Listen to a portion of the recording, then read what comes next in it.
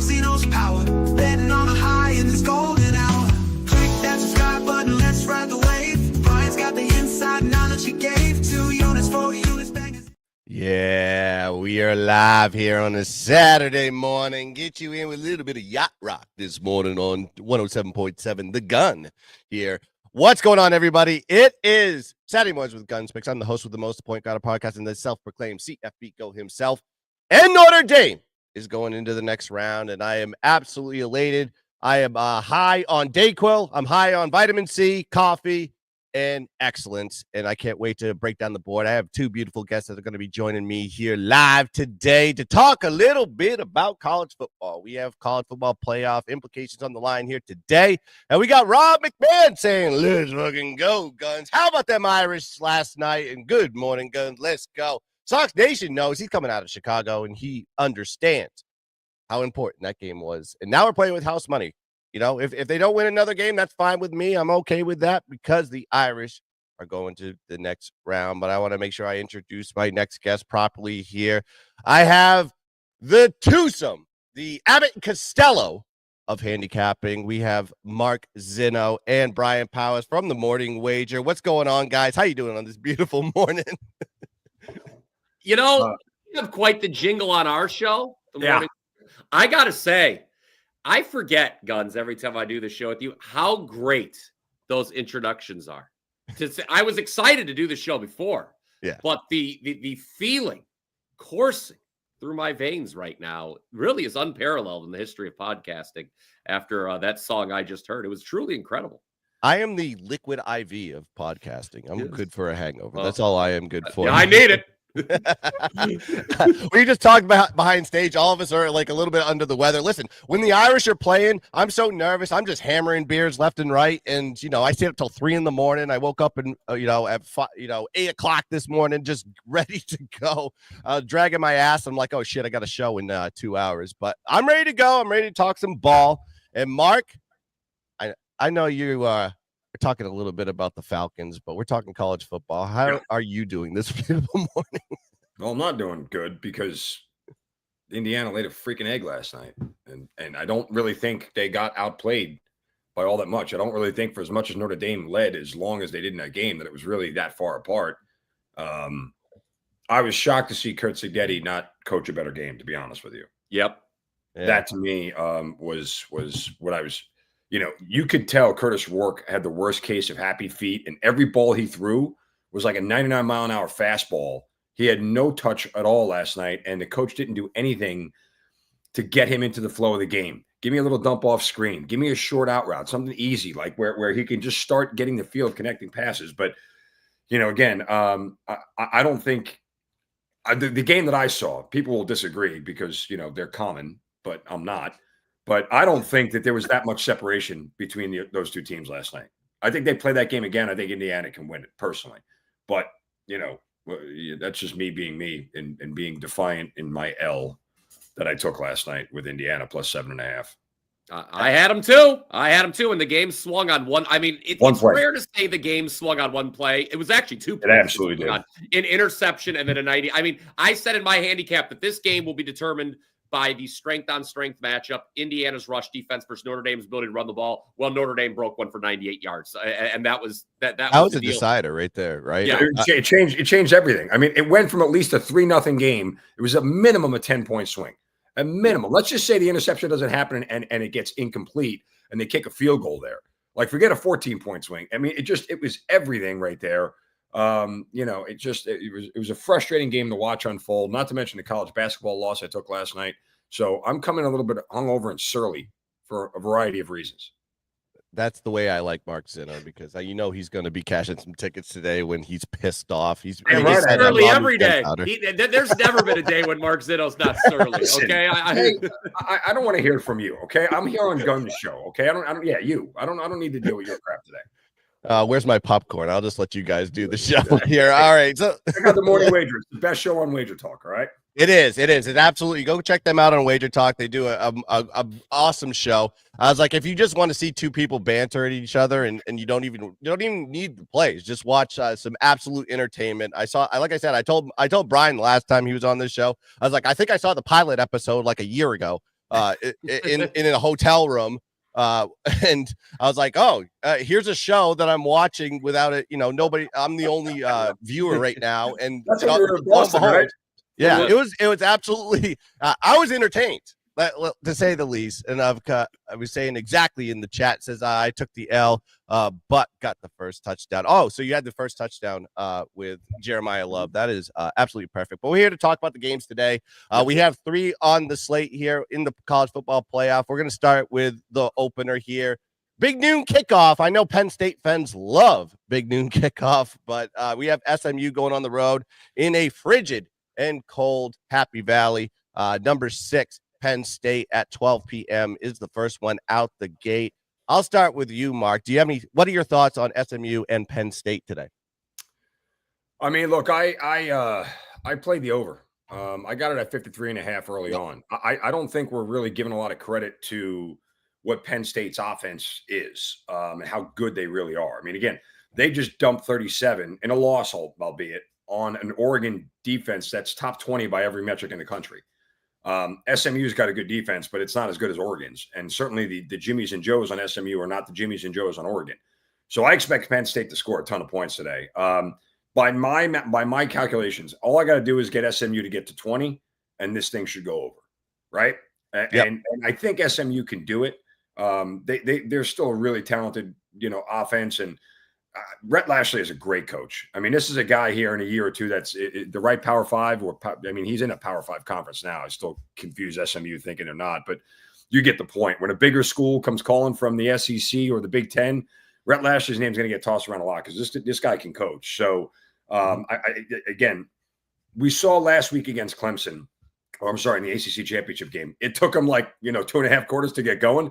Brian Power was on the over in that game, sweating it out in the ACC championship game, but they ended up with 30 at the end of it, right? So we got 4 full quarters here. My biggest concern with a total like this, and I think the total is actually short. I made the number 56 and a half. But my biggest concern is that Penn State would get out to a 27-3 lead and then just drive the pace into the ground, right? Like I need SMU to actually score early and first. And if they do that, then I'll feel really good about this thing. Yeah, I'm seeing the number right now at 52 and a half. And I like the over as well, but I'll pass it to you, Brian. What are your thoughts on this game?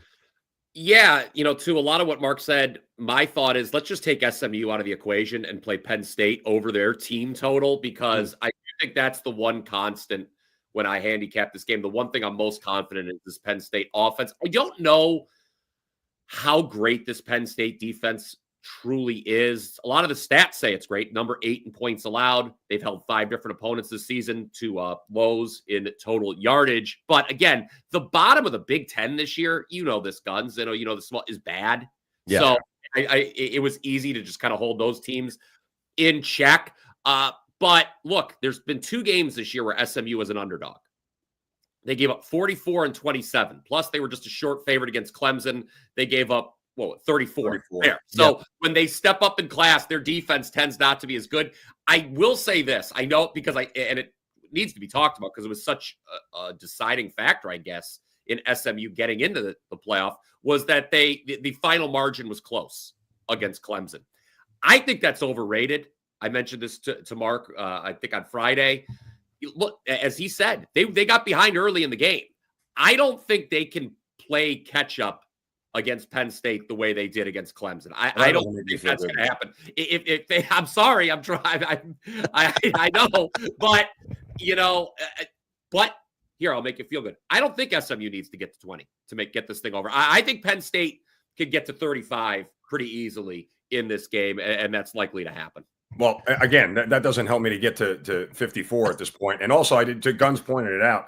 That total was sitting at 54 for the last 8 or 9 days. Yeah. It's down to 52 now, which is a little bit alarming, especially since I'm already locked in and we have kickoff in 2 hours. But the way I'm reading this is the ticket counts about a coin flip is over and under, but the money's hitting on the over. So, I don't think it's the wrong side. I took 53 and a half earlier in the week on the over, because just on the sheer fact that I think from an offensive perspective, you look at SMU, I think there's some similarities as far as the key weapons on the SMU offense that kind of correlate with the Oregon offense, if you want to use that as your barometer. Dylan Gabriel has 3,500 passing yards, but Kevin Jennings has 3,100 passing yards, 8.9 yards per attempt, 22 touchdowns, 6 INTs. He's a little bit downgrade from Gabriel, but not far off. And then you look at the running back similarities with Oregon's running back Jordan James, who has 1,250 rushing yards. You have Brashard Smith that could put up 1,300 rushing yards, 5.9 yards per carry, and 14 touchdowns this year. So I think there is a little bit of a corollary there, and the similarities on the offensive side of the ball, which leads me to the fact that when you saw Penn State, they do give up points to bigger offenses. And I think Penn State on the other side, like you guys said, SMU, when they have that step up in class, they do give up points here. And I'm not scared of the weather. I was looking at the weather, and earlier in the week, you talked about high winds coming into that area. I think that subsided a little bit. So I think here, the cold weather isn't a scare to me on the over. I had it at 53.5. I still feel comfortable at that number. I think this is more a overtake, and I like Brian's take on the team total over there for Penn State too, because you need Penn State to put up 30 plus. He looks a lot smarter than I do right now. That's for sure. Yeah, definitely smart. Probably something I'm going to take before game time here today. I'm going to have to do it myself. I'm going to hedge my bet a little bit here. Yeah, just in case you're sweating out that 53.5 or 54. I think that is I'm glad you see the corollary, because I'm going to have a coronary if this thing doesn't go over. Listen, I hit my biggest bet of the year with Notre Dame. I know you guys were on the opposite side yesterday. I took it at -7. I was the only idiot. And that was not a fan pick, by the way. There were a lot of people. There were a lot of sharp people. I know our buddy CT. He liked the Irish. He got him at 6. I jumped on Indiana right away at 7.5. I had him on the right side of 7. So yeah. So I don't know. I mean, I'm not going to fault you for taking a shot at Notre Dame at 6.5. Anybody who did it, but that's water under the bridge, and there's more games too. Is it really? It's more like money out of my pocket, but that's neither here nor there. I apologize. Yes. Oh, can't pay the mortgage this week, but yeah. All right, so let's before we get to the next game, make sure you like and subscribe to the GunzPicks channel, hit the thumbs up and hit the bell so you know when all content comes on this channel, and follow these guys on X, Mark Zinno and Brian Power, and then just follow them on Wager Talk, the Morning Wager, and the Power 5, by the way, is absolutely electric as well, that Brian puts out on a daily basis. I do enjoy. I love capping, and then I'm like, oh, let me see what Brian's on, make sure I'm on the same side. So but let's go to the next play here. Probably a more lackluster game in my opinion, but still a game nonetheless with implications on the line to get to the next round. We have Clemson, who found their way, stumbled into the playoffs when everyone thought they were done and finished after the South Carolina game, but Miami laid an egg versus Syracuse, allowed them to get to the ACC championship, and they found a win somehow to get here, and they're going to go play a Texas team that is off a loss versus Georgia, a team that kind of owns them. But is there a bounce back here with the Longhorns? I'll start with you, Mark Zinno. What are your thoughts? Clemson and Texas. I actually talked about this game and did a video for it. I just threw it up on Twitter as well. I think there's only one way to play this game. Like, I'm not laying 11 at 12 with Texas. Like, no shot. I wouldn't do that with BP's money. And I know he's got plenty of it. So, but I'm not laying 11 or 12 in Texas. I just don't trust. I just gave it to my wife. There you go. Yeah. I need more. Yeah, you were on the phone. She said, I need cash. Yes. Yeah. I don't have one of those. I got a mortgage, an ex-wife, and 2 kids. So I have no money. But that said, so I'm not interested in that at all.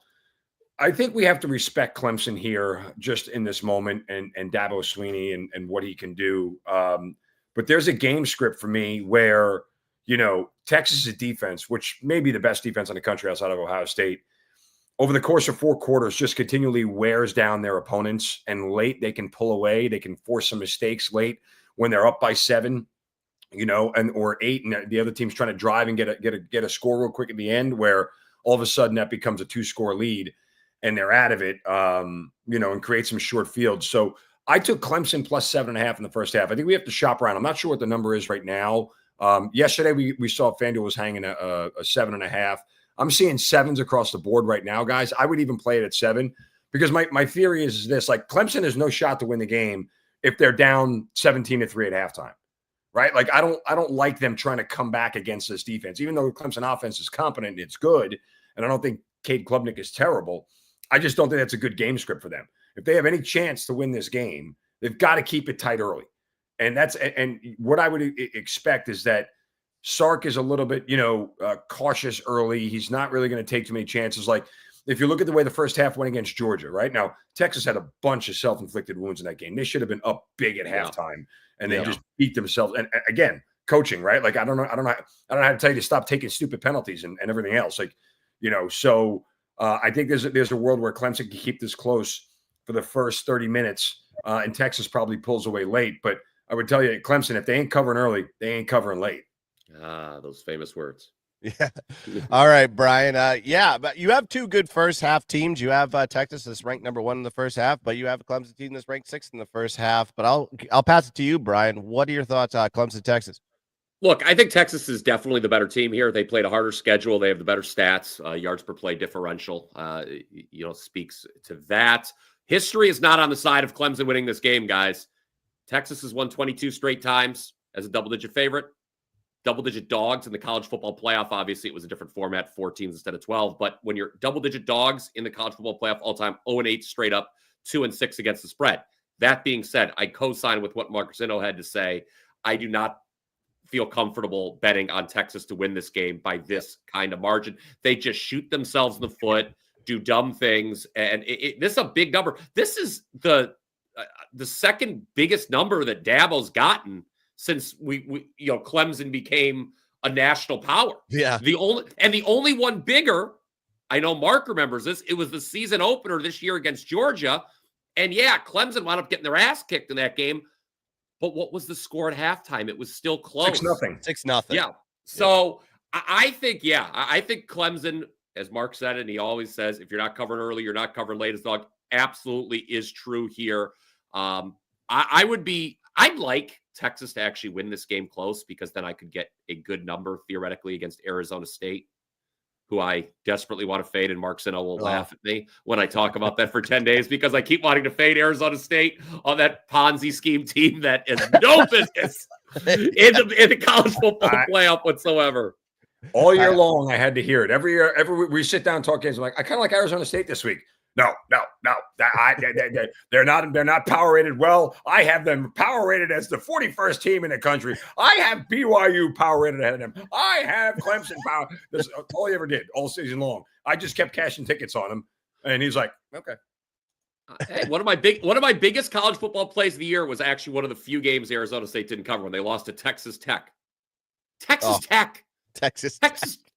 Arizona State closes a dog against Texas State. Forget about Texas Tech. That's right. They were a dog against Texas State. I'm not going to deny that Arizona State probably was a little bit more lucky than fortunate, and they played a lot of short. Look, I took Arizona against Arizona State in the final week of the regular season, because they're laying 9, this huge number that they've never laid before. I'm like, just the spread difference didn't make sense. You're a dog to Texas State, but you're laying 9 to Arizona, and well, of course, they blew out Arizona. Arizona didn't even show up for that game. So I had Texas. I remember that game too. I had Texas State versus Arizona. Texas State was winning. Texas State they were in complete control at halftime, and then they just fell apart. Yeah, I was in love with Texas State this year, and they just completely disappointed me. I thought they'd win their conference. They did not. But the way I like this one, and Jacob likes the parlay on this one with Penn State money line with Clemson plus 13.5. I can't talk you off of that one, but you said it. Like, the spread has kind of gotten away from the side. I like the total on this one. This is one of the rare unders that I like in the college football playoff here. That's Clemson, the only way I would play it. This is the best. I think this is the best way to play it. I mean, listen, do you really trust Texas's offense at this point with how disjointed Absolutely not. Whether it's Ewers, whether it's Manning, like when does he go to who? Like, I mean, at what point do they just go to Arch Manning? I don't know. I don't know why they just don't go. I agree, but we don't know what the situation is. Like, we don't know. I believe Quinn Ewers has pictures of Steve Sarkisian doing very bad things, because I don't understand why Quinn Ewers gets the looks. I don't understand it either, but I love these two defenses. I think both of these defenses are exceptional. And then when you look at Clemson, I was like, they've given up 22 points per game to their opponents, but The one thing that Dabo likes to do when he has big leads, he loves to play his entire bench, right? He loves to take out his starters and then allow his opponent to get garbage touchdowns. They had 3 overs that probably shouldn't have been over versus NC State, App State, and the Citadel. And that was based on the fact that they pulled starters late into the game and gave them a few scores. If you pull those games out of the equation, Clemson is 7-3 to the under team this year when the starters are playing. Here's what you need to worry about with the under. Honestly, you just can't deal with a defensive score. That's going to kill you. That's going to kill you, correct. That's going to kill you right there. Like that's my only concern with the under with these two defenses. A pick six or a sack, scoop, fumble that's running, like, you know, that's going to kill your under right there. You may as well shut it off if you got the under if that happens.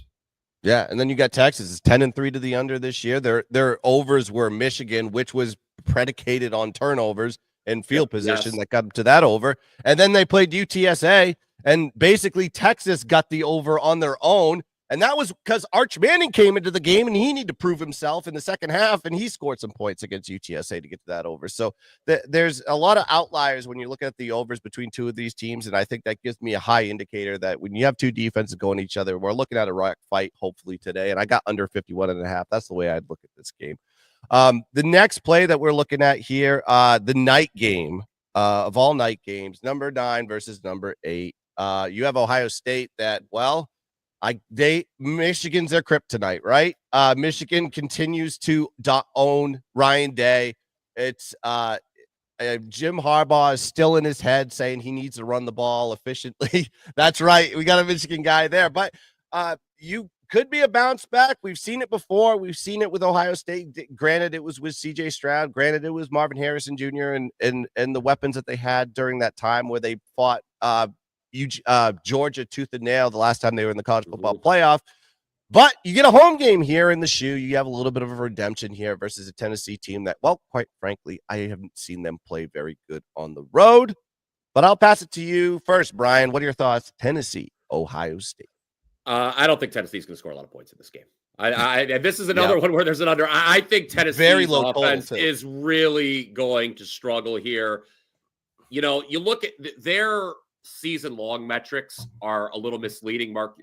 Guns, pardon me. You talked about it with Clemson.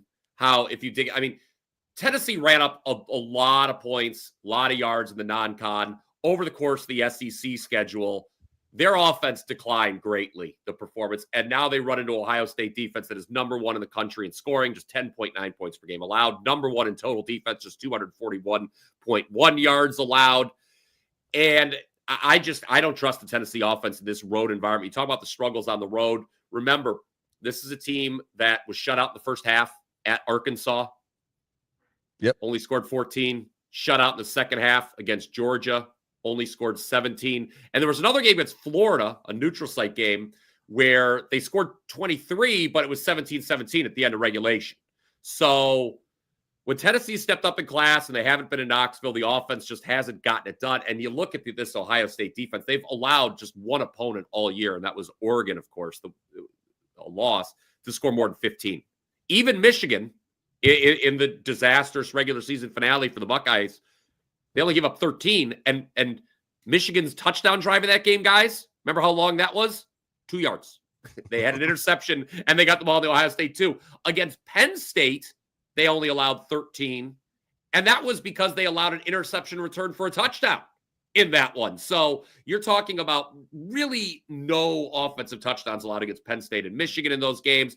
If you throw out if you just look at the Oregon game as an outlier, and Oregon's obviously very good, then yeah, I just don't see any reason to expect Tennessee to score a lot of points in this game. I would look at their team total under.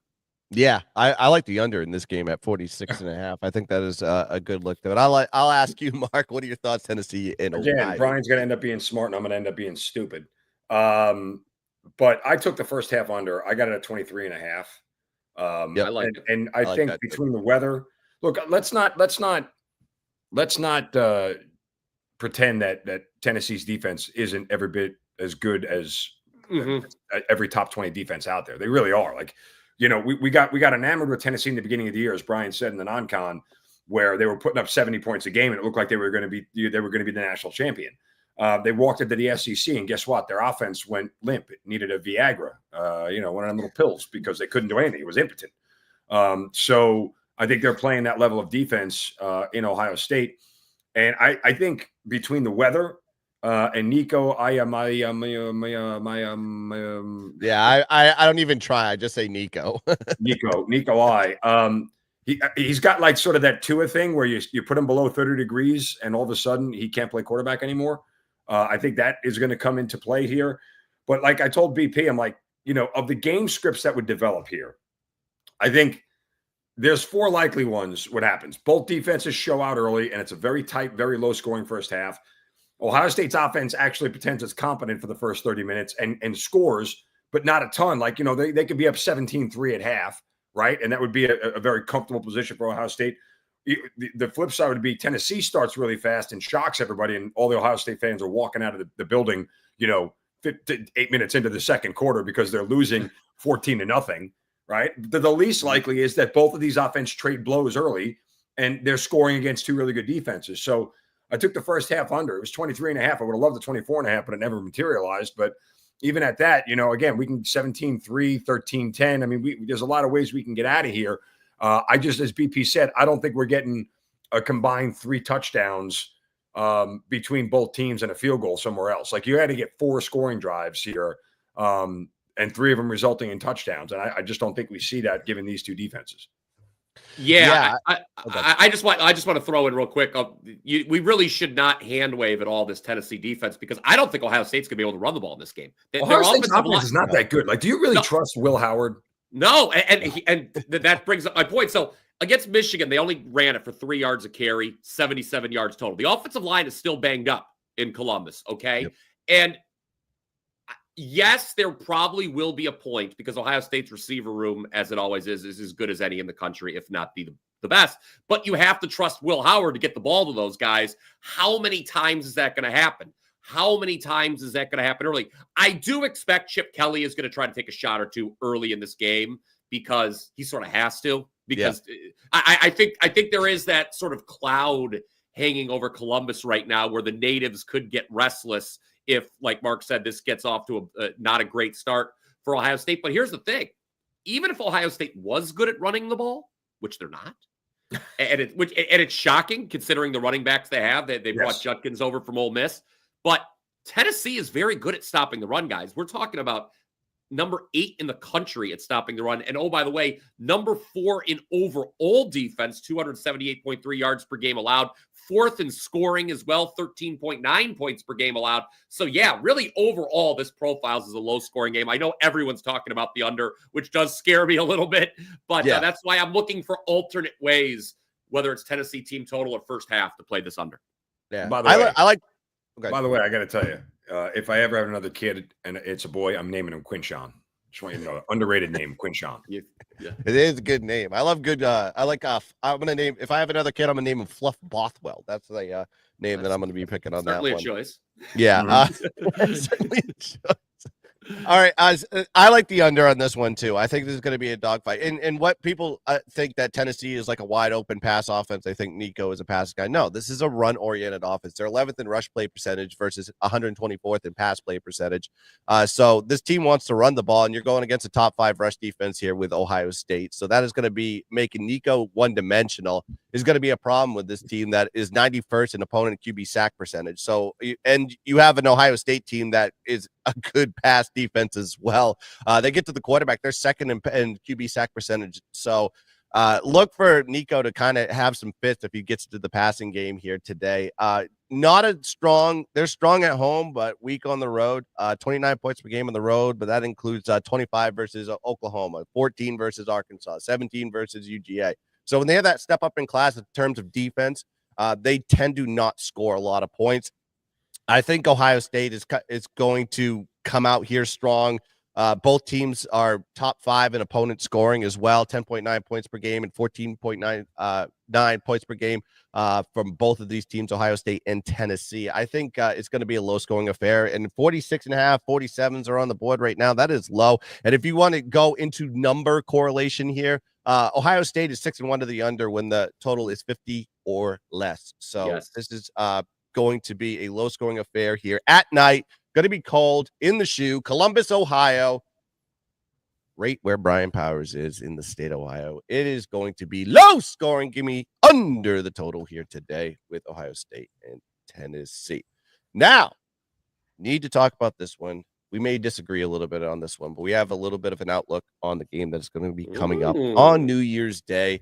Yes, I was worried about Notre Dame and Indiana because if they lost that game, I would not hear the end of it from any one of my peers in my entire life, and I would probably get an assault charge. But I don't have to now. I'm playing with house money because we're playing Georgia. We're not expected to win, and it's okay. It's okay. Well, you are kind of expected to win. Am I expected to beat Georgia? Notre Dame's the favorite? They're not the favorite. I think they're plus 1.5. Oh, well, that changes things. Hold on. I thought it was minus 1.5. Was I? It was minus 1.5 for Georgia, I think. Am I wrong? Hold on. Yeah, I'm seeing minus 1.5 for Georgia right now. That's what's going on right now. So that is the look ahead was the other way. A couple offshores have -2, but -1. Yeah, I'm seeing some minus. One of the sharpest books is at a pick 'em right now. So, but again, I would tell you this much: a lot of that is accounting for the fact that Georgia's lost their starting quarterback in Carson Beck, which actually may make them better. And I don't think Gunnar Stockton is all that. But here's what Gunnar Stockton is going to do: tuck the ball and run. That's exactly what he's going to do pretty much the whole game. Notre Dame's defense, and honestly, I wouldn't even pass rush that kid. I would play run defense, and I would do a soft rush, right? And force him to actually throw the football. Because guess what? I don't think he can do that all that well.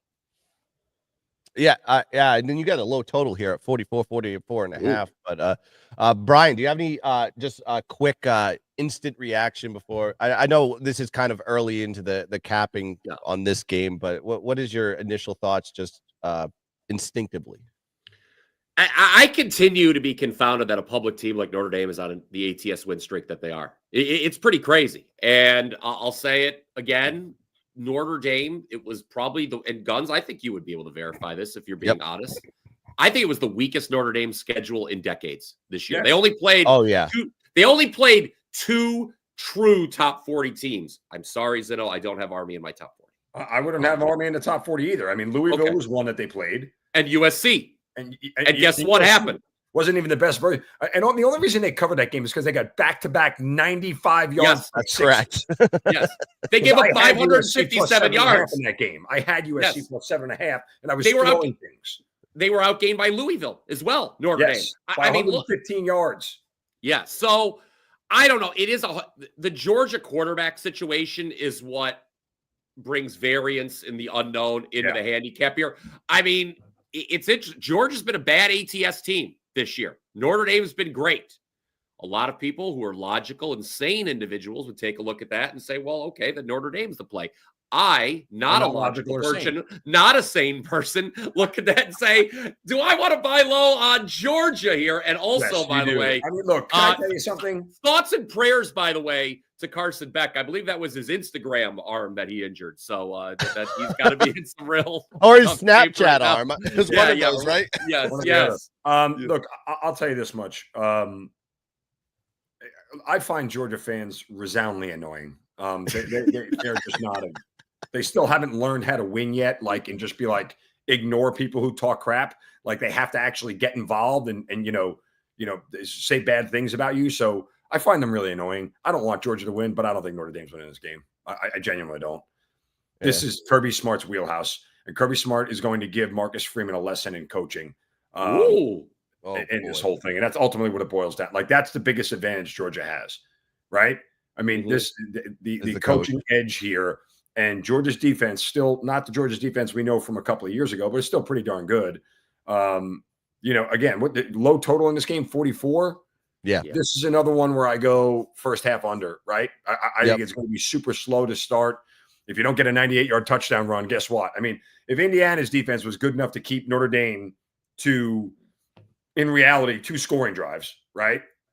The touchdown and a field goal, then Georgia's defense can do the same. And Georgia's offense is going to be a shell of itself.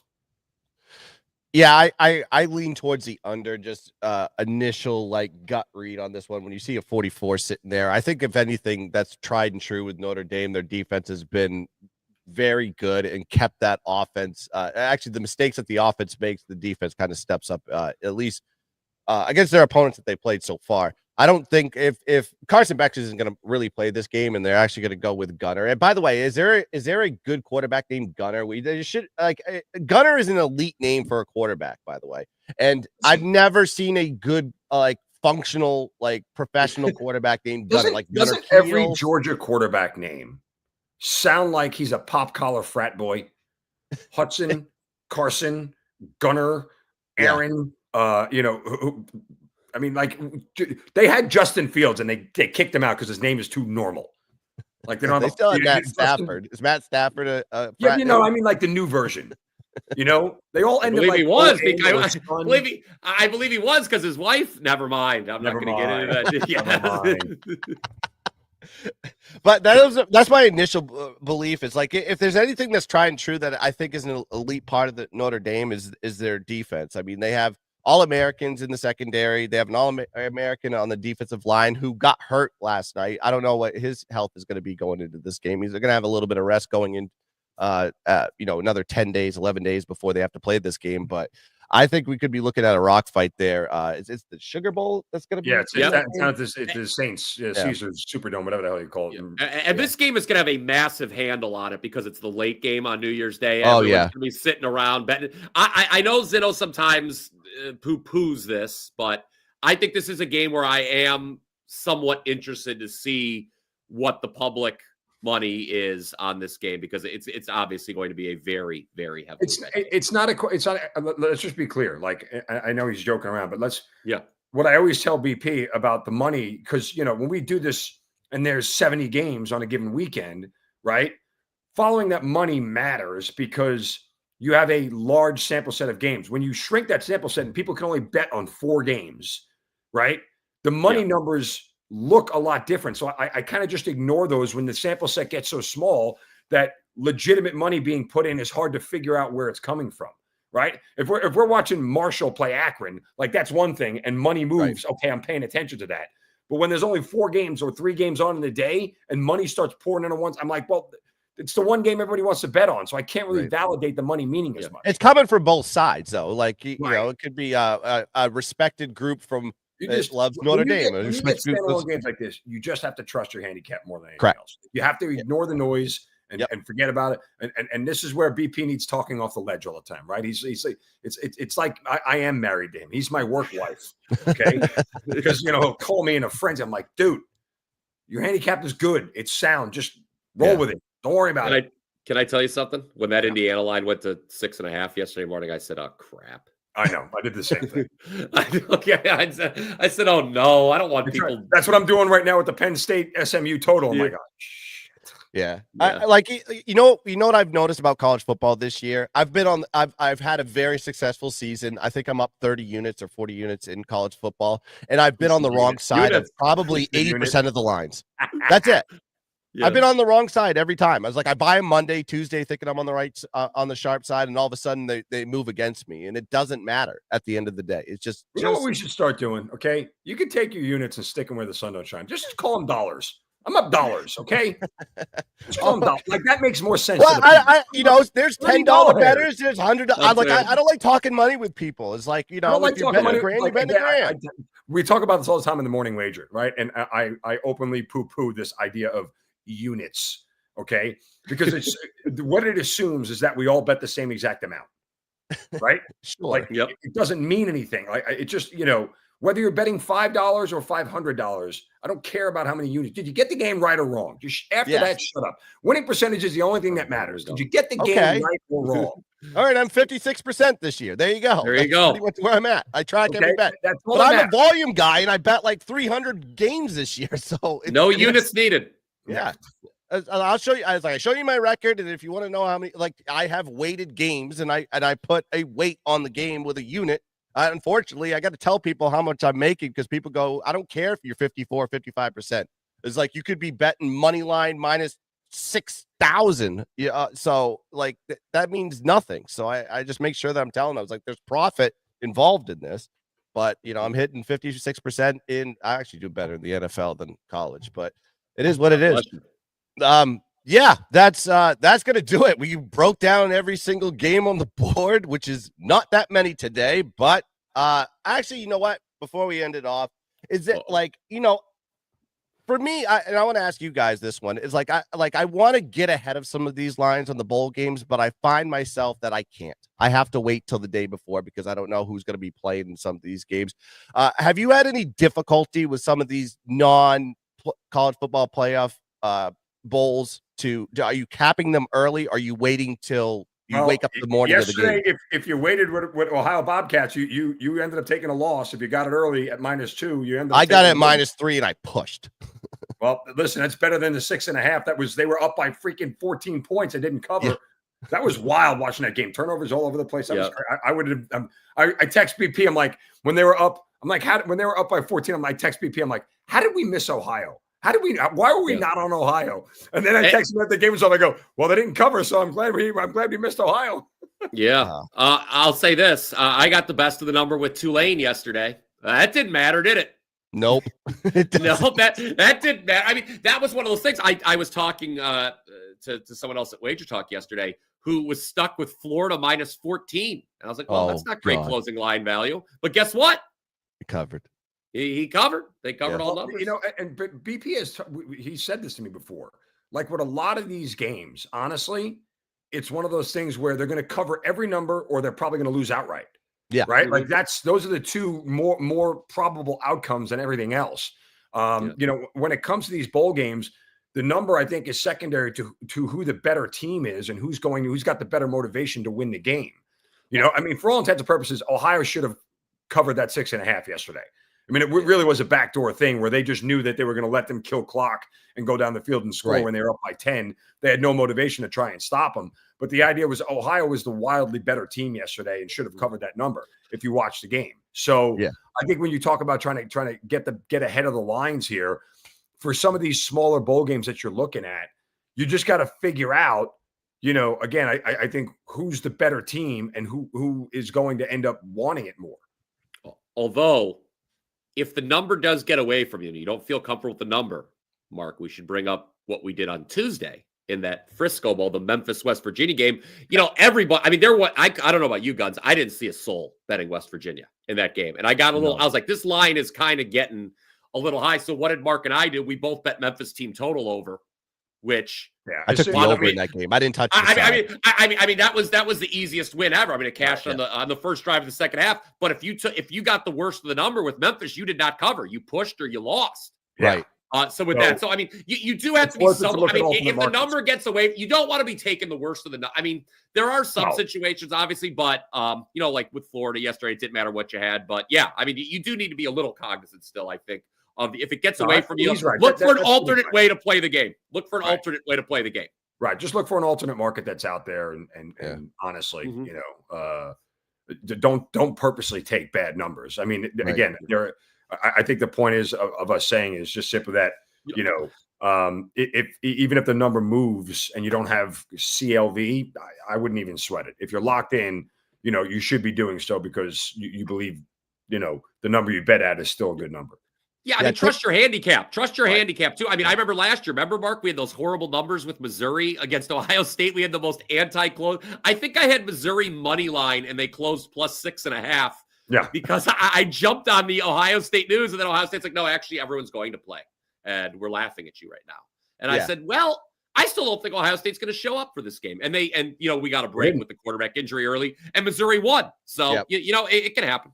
It can happen. Yeah, I've been like focusing a little bit more on the totals on these like obscure bowl games. Is like just focus on like, okay, is this team going to be scoring some points in this one? Is the defense going to be showing up? The one thing that has really baffled me is you got these guys that are in the transfer portal. So and then you have like, okay, you have a long list of guys, including the starting quarterback that's in the transfer portal, but there's no indication whether he's going to play or not. And in some cases, like same Houston State, for example. I thought like all the running backs were supposed to be out. I thought the quarterback was going to be out, and I bought Georgia Southern too early actually at -6. And then I see that line tick to -3.5, and I look and I see Gunnar Watson's playing. I see Tucker's going to be playing, and I'm like, what? Why? What happened in a 48-hour period that completely flipped the game from one side to the other? So I like now I'm not even putting out a play until the morning of, and I'm making sure that I may have to look at the ESPN to see if the guys are on the field at this point. It's just very frustrating on sides. So I'm like, okay. And again, like a perfect example. If you look at the Holiday Bowl between Syracuse and Washington State, so John Mateer hit the transfer portal and he's not playing Washington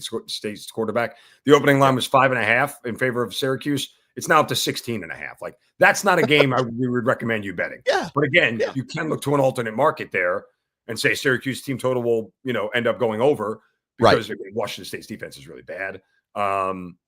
But it's obviously going to change things, and because the number moves so much, obviously the team totals will be adjusted a little bit. But still, the total for the game opened at 60.5, and it's only down to 59.5. So that team total is now swaying in the favor of Syracuse. Yeah. The only 3 games that are in my head right now that the only sides I'm going to be taking on is like I always fade the Hurricanes in bowl games. I always take the service academies. So I take Navy and I take Army, and I don't care what the line is. Is like those teams always show up for bowl games, and I never have to worry about opt-outs when I'm talking about Navy and Army because they're not allowed to do that. They're not actually obligated to play. They sign a blood oath when they have to play in that one. But that's going to do it here for the Saturday Mornings with GunzPicks show. I appreciate Mark Zito and I appreciate Brian Power joined me. We're all hungover. I'm enjoying myself now. I have a 10-day rest before I can watch Notre Dame get their ass kicked by Georgia, I guess, but we'll see. But that's going to do it here. I appreciate everybody that's joined us. Let's cash some tickets. Let's dominate the ball. As always, let's keep dancing. Bye-bye. Headlines, money.